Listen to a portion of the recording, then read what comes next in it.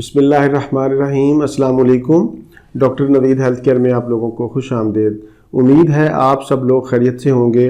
آج کا ہمارا پروگرام شیمپو کے بارے میں ہے۔ شیمپو کے استعمال کے نقصانات، شیمپو کا متبادل، شیمپو گھر تیار کرنے کا آسان طریقہ، یہ آج کے پروگرام میں آپ کو بتایا جائے گا۔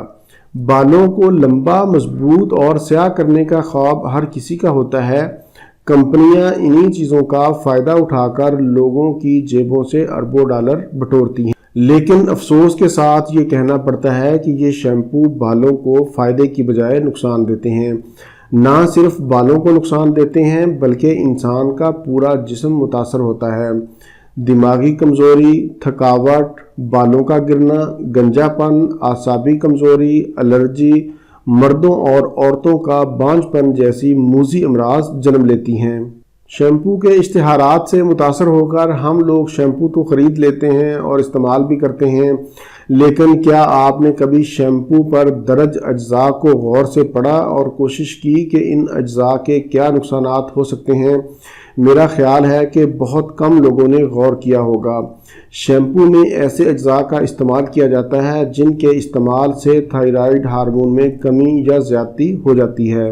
یہ کیمیکل اینٹی بائیوٹکس ادویات کے اثر کو ختم کر رہے ہیں۔ آپ نے دیکھا ہوگا کہ بہت سے مریض یہ کہتے ہیں کہ دوائی کا اثر نہیں ہو رہا۔ اس کی ایک وجہ یہ کیمیکل بھی ہوتا ہے جس کی وجہ سے دوائی اثر نہیں کرتی، اور پھر جلد کے کینسر تک ڈائیگنوز ہو رہے ہیں۔ لہٰذا میری آپ لوگوں سے ریکویسٹ ہے کہ شیمپو کا استعمال بند کر دیں اور اس کی جگہ نیچرل شیمپو گھر پر بنائیں اور استعمال کریں۔ بہت ہی آسان ہے، اور سب سے اہم بات کہ اس کے استعمال سے آپ کے بالوں کے تمام مسائل حل ہو جائیں گے۔ بالوں کا گرنا، خشکی، سکری، خارش، گنجا پن، بالوں کا دو منہ ہو جانا، بالوں کا کمزور ہونا اور بالوں کا سفید ہونا، ان تمام امراض میں یہ گھریلو شیمپو بہت ہی مفید ہے۔ قدرتی شیمپو بنانے کے اجزاء نوٹ کر لیں، میں اس کو اسکرین پر بھی لکھ دوں گا۔ آملہ آپ نے 250 گرام لینا ہے، ریٹھا آپ نے 250 گرام اور سکا کائی آپ نے 250 گرام۔ تمام اشیاء کو لے کر ان کا پاؤڈر بنا لیں اور اس میں 5 لیٹر پانی ڈال کر ہلکی آنچ پر پکائیں۔ دیکھیں جب پانی 4 لیٹر رہ جائے تو اتار کر باریک کپڑے سے چھان لیں۔ چھاننے کے بعد اس پانی میں 250 گرام بیس سوپ ڈال دیں۔ یہ بیس سوپ آپ کو بازار سے آسانی سے مل جائے گا۔ بیس سوپ تمام کیمیکل سے پاک ہوتا ہے، اس میں نہ کوئی خوشبو ہوتی ہے اور نہ کوئی مصنوعی رنگ۔ یہ سوپ ڈال کر پانی کو دوبارہ ہلکی آنچ پر رکھ دیں اور اس میں برابر لکڑی کا چمچ ہلاتے رہیں۔ دیکھیں جب لیکوڈ شیمپو کی شکل اختیار کر لے تو اتار لیں اور محفوظ کر لیں۔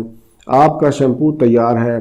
آپ اس شیمپو کو بغیر صابن کے بھی استعمال کر سکتے ہیں، یعنی اس میں بیس سوپ شامل کیے بغیر بھی آپ جو لیکوڈ آپ کے پاس بچے گا آپ اس کو بطور شیمپو استعمال کر سکتے ہیں۔